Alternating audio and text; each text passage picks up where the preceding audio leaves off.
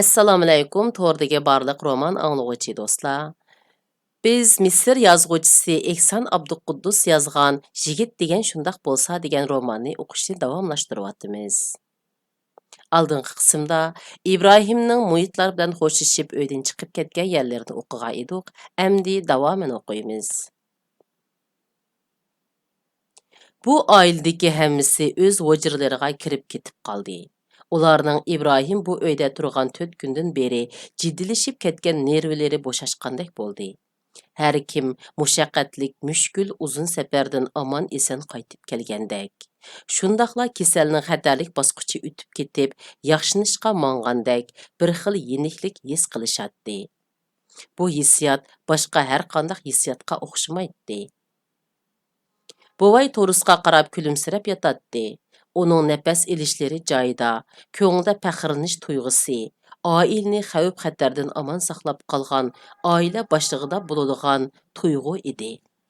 Buvay 4 kundan buyonqi ishni eslab, o'zi va oilasining nihoyatda cho'ng xavfni beshidan kechirganligini aniq bildi. Xushalliq ichida o'ziga hayron bo'ldi. Tova, u qandoqsiga bundoq cho'ng xavfga tavakkul qildi? Әмді, бәлки u chaqda bu ishda qanchalik xavf borligini bilmagandi. Demisimi u vaqtda buvay ko'p o'ylanmagan, ahvolni to'liq mo'ljalamagan. İbrahimni uyda faqat bir xil hissiyotning turtkisida turg'izgan. Bu balki hissdoshlik, mardlik yoki vatanparvarlik hissiyoti bo'lishi mumkin. Shundaq bo'lg'achqa u o'zining qanday xatarlarga yo'liqadiganligini o'ylab yetmagan. U faqat İbrahim uyga o'rinlashgan, radiodan hukumatning İbrahimni tutib berganlarga 5000 funt sterling in'om berimiz, uning qechishiga yordam berguvchilarni qattiq jazolaymiz degan farmonini anglagandan keyinla ishning xatarlik ekanligini bildi. Biroq u xatardan qutulishga chora qilmay, boshqa kelganda Batur degandek ish ko'rdi. Uni oilasini Xudoyim qutuldirib oldi. Xudoyim.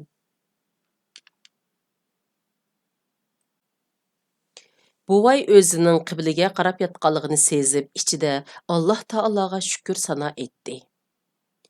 Alhamdulillah. İltifatingga rahmat.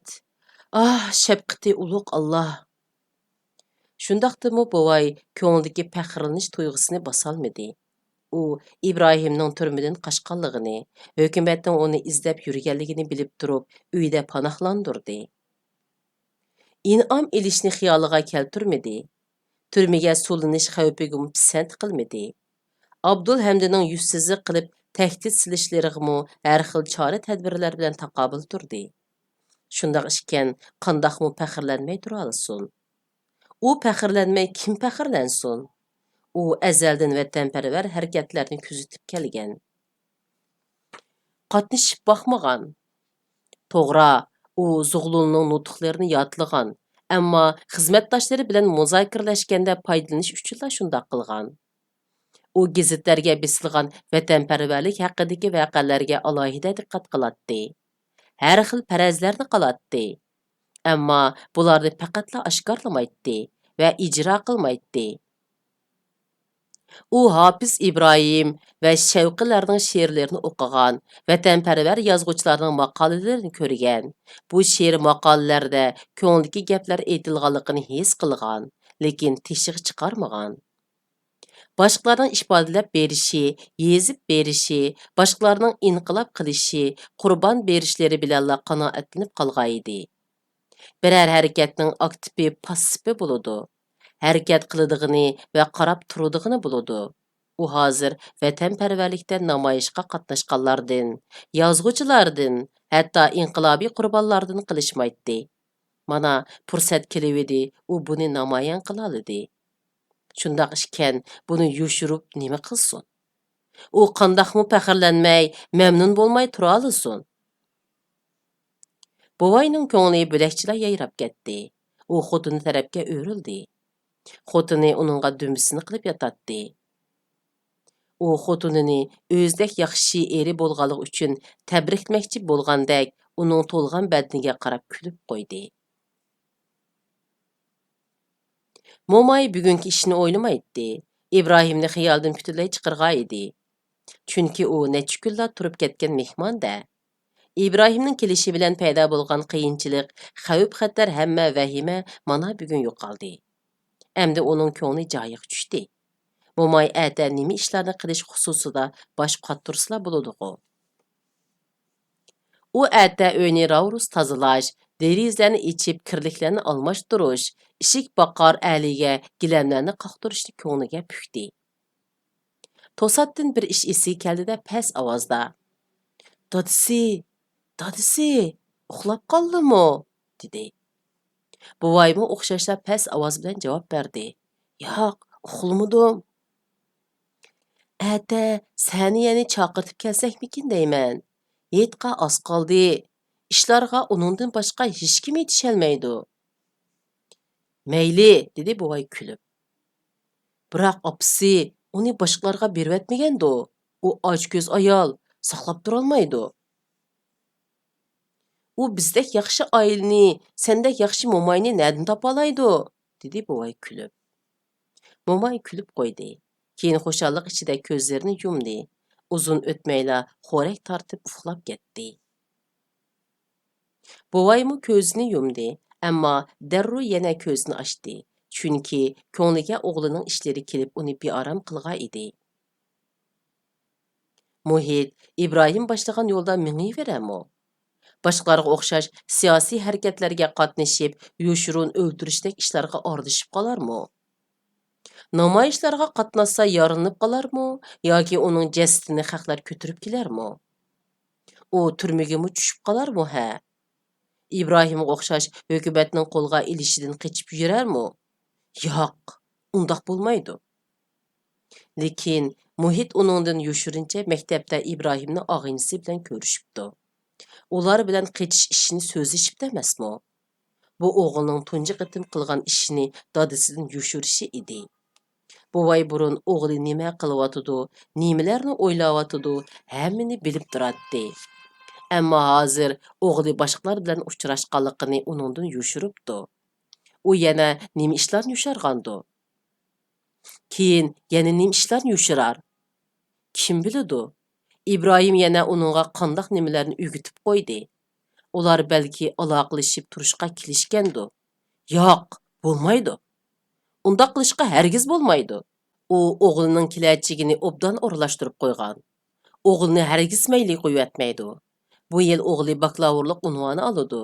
Andin maktabda qilib as-sinit bo'ladi. Uningdan chataq chiqsa bo'lmaydi. U İbrahimning o'g'liga bergan yomon ta'sirini butunlay tugatadi. U İbrahimni o'g'limni o'ziga tarsun deb turg'izganmi emas. U nimishqa do'tlik qilib İbrahimni Muhitning yiniga o'rinlashtirgandi? Bu o'g'lining yiniga bir putilga zaharlik dora qo'yib qo'ygandek ish emasmi? Ular nimalarni so'zlashgandi? Albatta, siyosiy gaplarni qildi-da. İbrahim cho'qim Muhitga qahramonlik xom xiyolini singdirdi va tentaklarcha, bolalarcha harakat qilishni o'rgatdi. Biroq Muhit kallasi bor bola. Buvay o'g'ilni obdan biladi. U o'ng'ayla xalqning keyniga kirib ketmaydi. Texi ulgurman. Muhit bilan obdan so'zlashish kerak. Atla so'zlashay. Yo'q, zuhurlikdan keyin so'zlashay. O'g'limga obdaroq ko'z quloq bo'lay. U tugasi bo'lmaydi. Buvay uxlamoqchi bo'lib ko'zini yumdi-yu, uxlay olmadi. Shunga u zuhurlik vaqti bo'lishini kutib yotdi. İbrahim ketgachga karvat Muhitga bekla keng bilindi. U uxlay olmay o'tgan 4 kunni qayta esladi. Bularni o'ylamay deb dars tayyorlamoqchi bo'ldi. Ammo bu ishlar kitobdan chiqayotgandek ko'z oldiga kelib oldi. Oxiri kitobni yopdi. Uxlay olmagan bilan uningda ansizlik, bu bir necha kundan beri aromiga qo'ymagan vahima, g'azab allaqayoqlardir yo'qolgan edi. U xavf-xatarni esiga olmay o'tganga salovat qilyapti. Tova, qahramonlik deganmi qaltis bo'ladi ekan. Ish vujudga chiqqandan keyin jimi xavf-xatarni butunlay unutadigan gap ekan. Bu xuddi onaning tug'ib bo'lgandan keyin tug'utda tortgan achchiq to'lg'oq azobini unutib, yana tug'ishni orzu qilganidek ish ekan. Bola tug'ish qahramoni ish. Ana qahramon. Muhit özünün bu fəlsəfi fikridən məmnun olub güldü. Onunda qəhrəmanlarga xas iftixarlıq duyğusu payda boldu. Savaqdaşları onun qəhrəman işkənligini, İbrahimni hökumət tutimiz deb yürgəndə onun yuşurup qoyğanlığını bilişidu. Şundaq gün kilərmi? O savaqdaşlarının özünü orup alğanlığını körgəndək boldu. Mana o savaqdaşlarına bulub ötken işlarını az tola köptürüp sözləb verməkdə. Savaqdaşları onunğa alqış yağratdı. Onu igiz kötürüp ölüşdü. Onlardan bəziləri onu tunitdi. Bəziləri tunumaydı. Savaqdaşları, "Məktəbimizin qəhrəmanı Muhitqə salam!" deb toğlaşmaqda. Bu xiyallar bilan məst bolğan Muhitning ağzı qulqiga yetdi. Şuncha köp odamning alqishidan hayajonlangandek yuragi düpildab so'qib ketdi va savaqdoshlari uni karvati bilanla ko'tarib ketgandek bo'ldi. Birdilla u esini yig'ib oldi. U xiyollardan qo'rqib, "Yo'q, savaqdoshlarim hech nimani bilmasligi kerak", deb o'yladi. Ular bilsa hukumatmi biladi? U qo'lga ilinadi, turmaga sulinadi. Yo'q, u turmaga tushishni xohlamaydi. U turmaga tushmaydi. Savaqdoshlariga u hech nimani aytmaydi. Uningga savaqdoshlarining olqishi kerak emas. Bo'ldi. Uni ko'tarmayli qo'ysin. Ismini atab shuarta olmasin. Chunki u turmaga sulinishni xohlamaydi. Bir ozdan keyin uning xiyoli qushi yiroqlarga parvoz qilishga boshladi. Yandagi uyda ojisinlar yotadi. Naval ko'zini yumib xiyol daryosida uzatdi. Xiyolda yomg'irdan keyingi sap uchuq havo, qushlarning sho'x navosi, gullarning xush puruqiga to'lgan manzara namoyon bo'ladi. Ofitser kiyimidagi İbrahim uning xiyol ekranidan birdam neri ketmadi. U dushanba kuni bo'ladigan ishlarni o'yladi. Dushanba kuni u Abdulmenim maydonida İbrahim bilan uchrashdi. Şu an maydonning manzarasi Navalning ko'z oldiga keldi. U maydonning o'ttirsida atrofga qarab İbrahimni saqlab turgan o'zini ko'rgandek bo'ldi. U qandoq ko'ngli kiysi bular? Zeg'ir rangmi? Yo'q, oqni kiysin. Qo'liga oq balay kiyib, oq sumka ko'tarib olsin. Yo'q, qora sumka ko'tarib, qora balay kiysa yaxshi. Mana oq ko'ngli kiygan Naval maydonning o'ttirsida İbrahimni saqlamoqda. Voy, ana İbrahim Abdulmenim ko'chasidan kelyotdi-ku. U yiliqi ofitser kiyimida, qora ko'zoynak taqibdi tixi. U kelibla Naval bilan qo'l ilishdi. Ondan ikkalan maydondan chiqib bir tar ko'chada mengishdi. Yo'q, u bir mashinani haydab keldi. Mashina Navalning oldiga kelib to'xtadi. İbrahim Navalga qarab kulimsirdi. Naval uning yeniga chiqib o'ltiraymi, o'ltirmaymi deb birdam arisaldi bo'ldi. Agar u chiqib o'ltirsa, İbrahim qandoq o'ylab qolar? Uni tentak ekan, dermi? Yo'q, İbrahim undaq odam emas. Undaq o'ylamaydi. Mana u İbrahimning gapiga kirib, uning yonida o'ltirdi. Mashina mangdi. Ushqandek mingib Navalni yiroqlarga elib ketdi. To'yiqsizdan mashina to'xtab qoldi. U yerda birmi odam yo'q, hatto zaminmi yo'q. Mashina ko'kda muallaq turgandek edi. İbrahim Naval bilan paranglashdi. To'yning gapini chiqardi. Bir chaqda dadisi paydo bo'lib qoldi.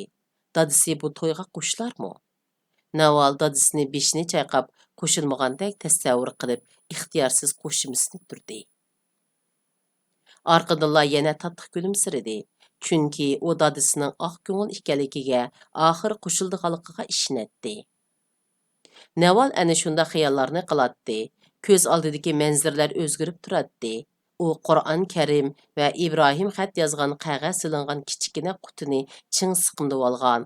Xuddi İbrahimnimi qutiga qachilib olgandek yuragiga chaplab yotadi. Samiyaning ovozi uni xiyol ilkidan qutuldirdi. Naval, Naval, sen nimalarni o'ylayapsan? Siningcha İbrahim hozir nerede-du? dedi şu an Naval. G'am qilma, bundaq odamlardan andisha qilish hojatsiz, dedi Samiya singlisga tasalli berib. Och singil jim bo'ldi. Mening nima o'ylayotganligimni bilamsan? Abdulhamdi İbrahimning chiqib ketganligini bilsa, cho'qim sarang bo'lib qoladi. Uning shu abdini bir ko'rgim bor, dedi Somiya. Naval hadisning shundoq degini bilan amaliyotda undaq qilmaydiganligini obdan biladi. Shunga u sarang bo'lib qolmaydi. Hech qanday ish bo'lmaydi. Hammamiz o'ztursak, dedi. Somiya singlisining so'zini olmagandek so'radi. Siningcha u ati kelsa dadab haydab yetarmi? Meningcha haydab etmaydi. Nimishqa haydab etdi ekan? Somiya jim bo'ldi. Xiyoli Abdulhamdiga ketdi. İbrahim bu uydan ketgandan beri Abdulhamdi uning xiyolidan chiqmayotdi. Uningga go'yo uydan İbrahim emas, balki Abdulhamdi chiqib ketgandek. U endi Somiyaning turmushidan yo'qab ketgandek, uni izlamaydigandek, uning bilan to'y qilaman demaydigandek bilinadi. Dadisi uni haydavasa, Somiyaning hayoti yana o'lik sudek o'tidi. Keyin uni tushigimi kirmaydigan odamlar so'rab elchilar keladi. Ularning ichida Somiyaning shuhratparastligini qondirib, balaliq vaqtidagi qizlik hayoti bilan bog'lay oladigan odam yo'q. U baxtli bo'la olmaydi. Nimishqa endi? Uning orzusi shu-g'u. U Abdulhamdini ko'zim ko'rmasin deydi-g'u. Bunisi rost. Ammo u Abdulhamdining o'z turmushidan yiroqlab ketishini xohlamaydi.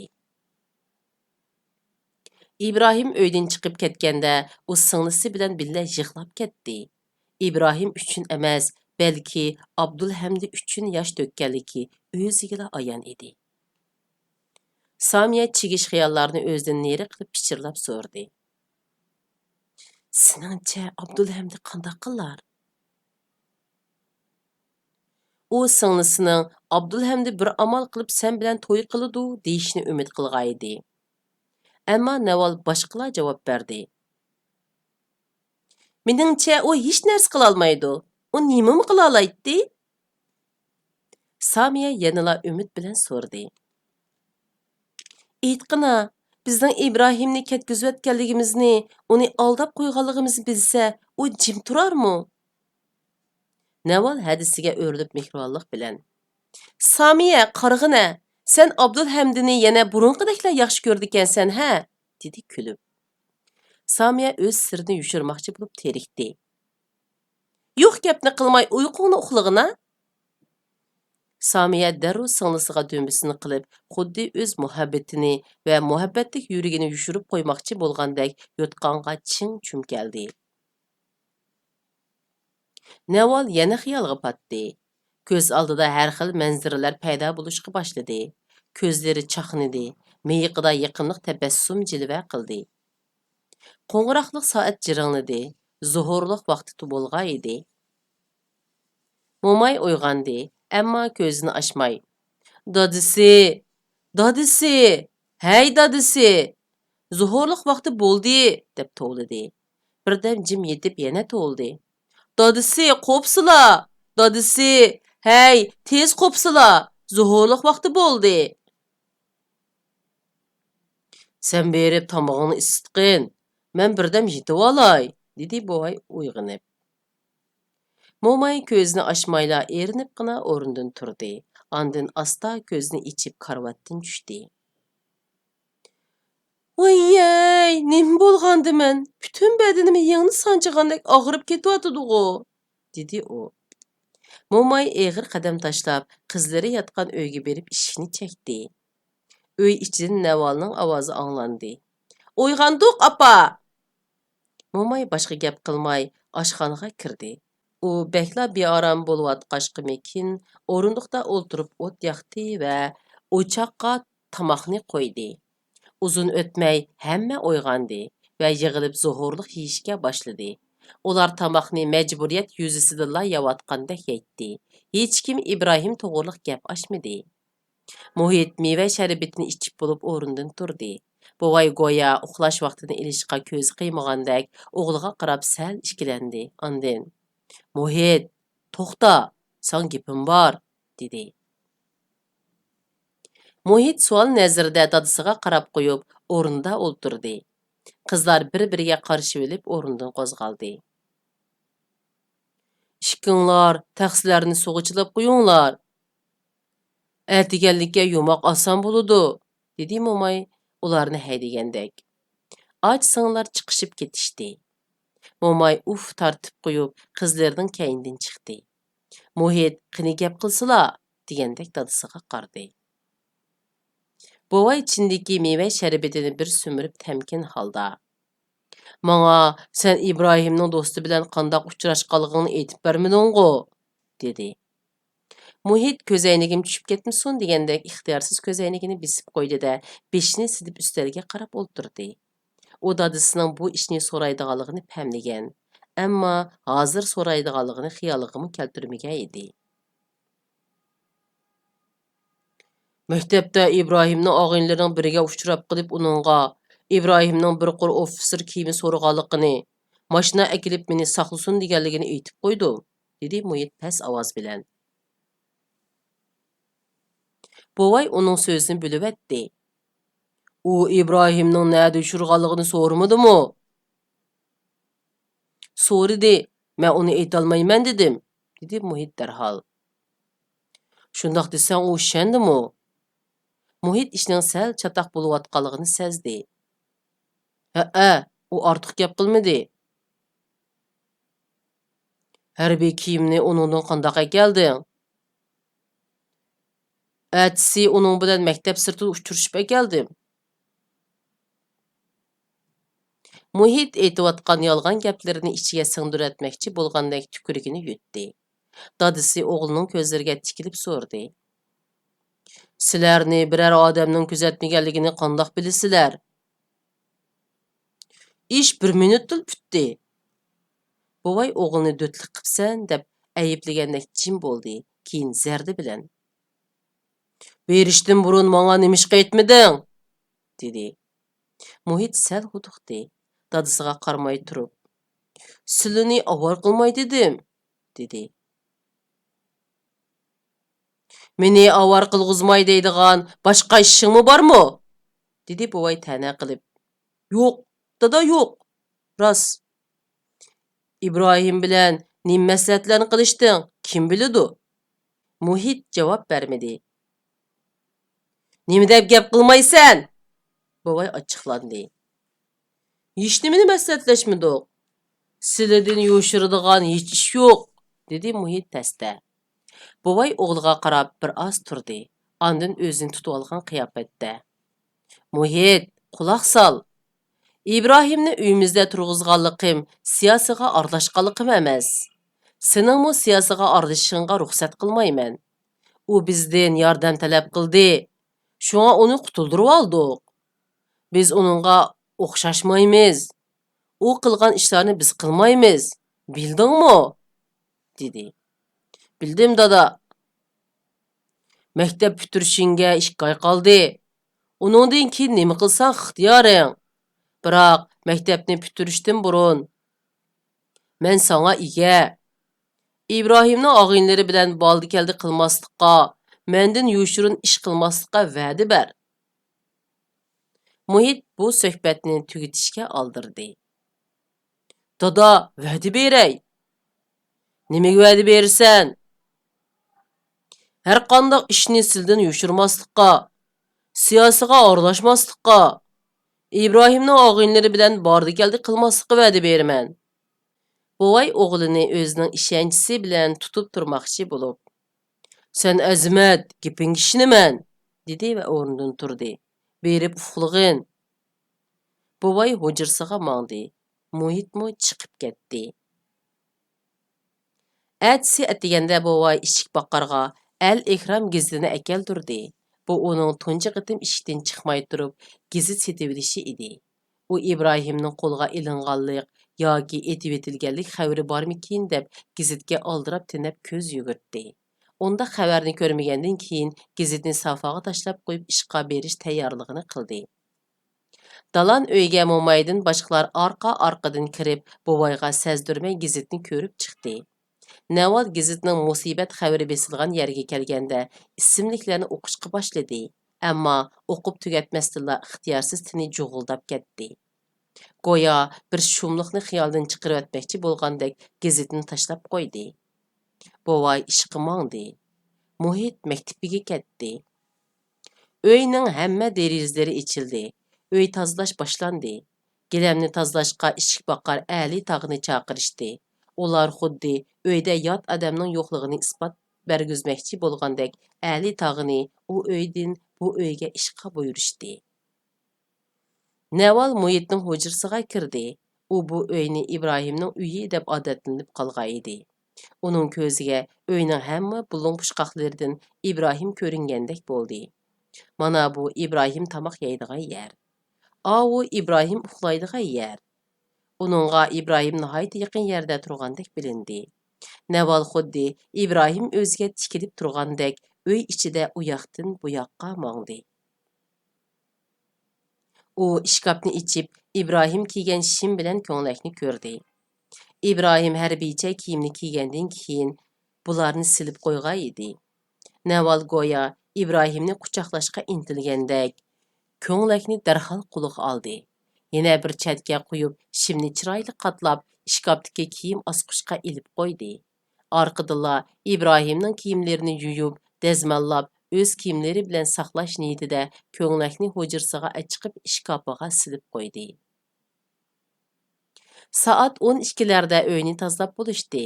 Ishik boqqar Ali tog'a ayol xizmatkor Saniyani chaqirib kelishga mangdi. Derizlar parqirab, hamma narsalar ratlandi.